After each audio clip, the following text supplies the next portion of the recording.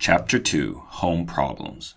Stuart was also helpful when it came to ping pong. The littles liked ping pong, but the balls had a way of rolling under chairs, sofas, and radiators, and this meant that the players were forever stooping down and reaching under things. Stuart soon learned to chase balls, and it was a great sight to see him come out from under a hot radiator, pushing a ping pong ball with all his might, the perspiration rolling down his cheeks.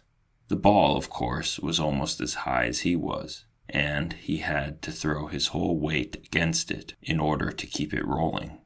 The littles had a grand piano in their living room, which was all right except that one of the keys was a sticky key and didn't work properly.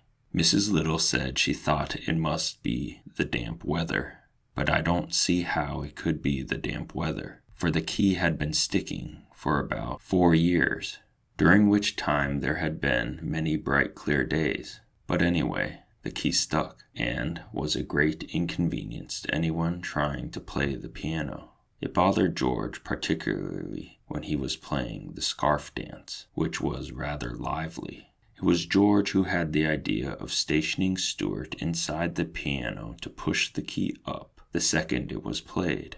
This was no easy job for Stuart, as he had to crouch down between the felt hammers so that he wouldn't get hit on the head. But Stuart liked it just the same. It was exciting inside the piano, dodging about, and the noise was quite terrific. Sometimes, after a long session, he would emerge quite deaf, as though he had just stepped out of an airplane after a long journey, and it would be some little time before he really felt normal again. Mr. and Mrs. Little often discussed Stuart quietly between themselves when he wasn't around, for they had never quite recovered from the shock and surprise of having a mouse in the family. He was so very tiny, and he presented so many problems to his parents.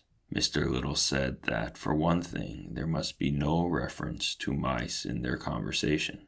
He made Mrs. Little tear from the nursery songbook the page about the 3 blind mice, see how they run.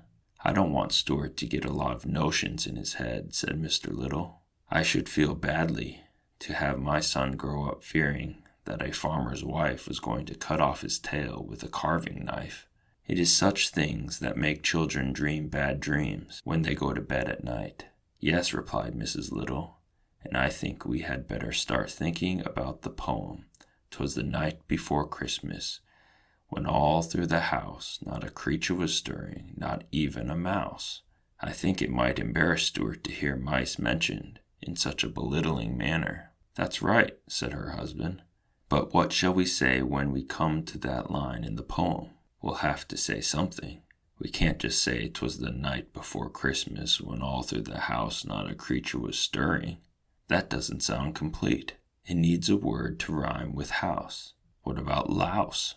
said Mrs. Little. "Or grouse," said Mr. Little.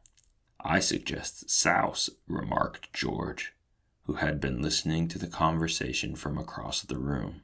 It was decided that louse was the best substitute for mouse, and so when Christmas came around, Mrs. Little carefully rubbed out the word mouse from the poem and wrote the word louse, and Stuart always thought the poem went this way: "'Twas the night before Christmas, when all through the house not a creature was stirring, not even a louse." The thing that worried Mr. Little was the mouse hole in the pantry. This hole had been made by some mice in the days before the Littles came to live in the house, and nothing had been done about stopping it up. Mr. Little was not at all sure that he understood Stuart's real feeling about a mouse hole. He didn't know where the hole led to, and it made him uneasy to think that Stuart might some day feel the desire to venture into it. "After all, he does look a good deal like a mouse," said Mr. Little to his wife, "and I've never seen a mouse yet that didn't like to go into a hole."